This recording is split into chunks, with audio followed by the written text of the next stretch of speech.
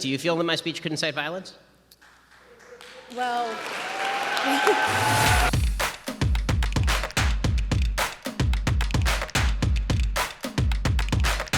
do you feel that a lot of your speech could incite the same kind of violence? I mean, you that heard my Donald speech Trump- tonight. Do you feel that my speech could incite violence? Well,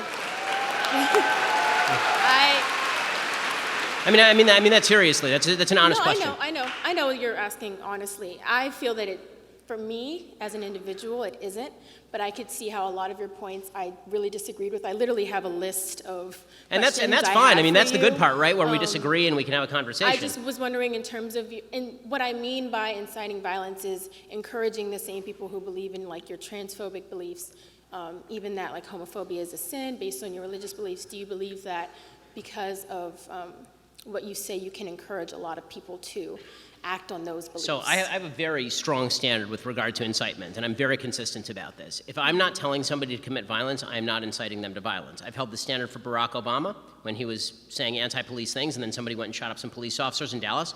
I said that's not Barack Obama's fault. When a Bernie Sanders supporter went and shot up a congressional baseball game, I said that's not Bernie Sanders' fault because Bernie Sanders wasn't calling for that. Political debate requires that you talk to people and people take your words as what they mean, not as an excuse to go and do violence. I've never called for violence, nor would I. As far as the idea that my words are some sort of attack, a violent attack, for example, on folks who are transgender, my view— I'm not saying I know, but attack. I'm responding to the people who are not you who might say that. Okay? So the idea that I am transphobic, for example, this is a bizarre kind of attack in the sense that I don't know that I've ever exhibited phobia of trans people. I'm not afraid of trans people.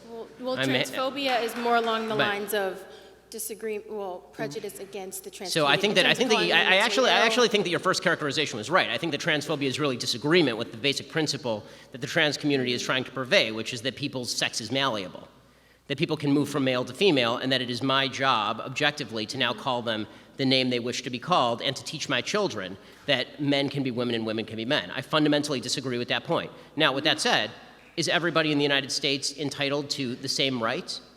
Of course, but your right does not extend to forcing me to call you what you want me to call you. That's not the way this works. That violates my freedom of speech. So in interpersonal relationships, if I were out to dinner with a trans person, would I make a point of noting their proper biological sex? No, because that would be impolite. When I'm talking about the general principle of is a man a woman or is a woman a man, the answer is I will say that a man is a man and a woman is a woman and a he is a he and a she is a she. And if I'm in a public debate with somebody, I will say the same thing.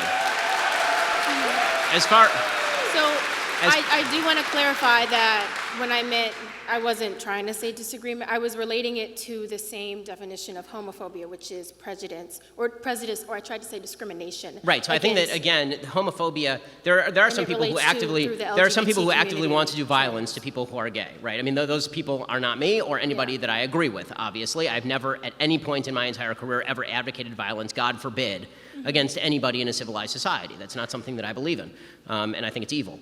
As far as I think again, your original definition of transphobia actually is better applied here as well. I think it's disagreement with certain principles that the homosexual community wishes to espouse. What I was saying was that's not what I was. I was instead I know, of saying I'm saying that I agree with your means. original definition and not your definition. So the definition that you made. No, I'm not saying it's mine. It's one that I Googled that I found. Right. So, and I think that definition is wrong, and I think that the one that you Freudian slipped was right.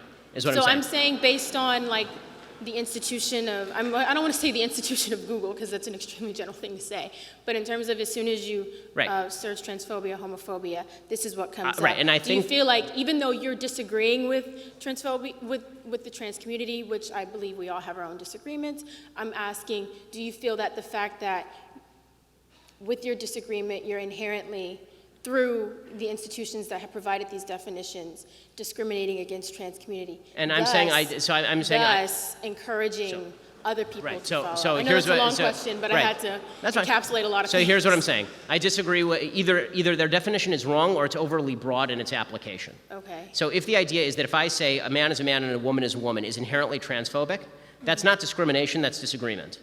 If they say that's discrimination, they're overly applying their own Well, I label. think when you say like they're mentally ill, like that Well, gives off. I have said, and I will continue to maintain, that gender dysphoria or gender identity disorder, whichever DSM you choose to use, is a mental illness. That is,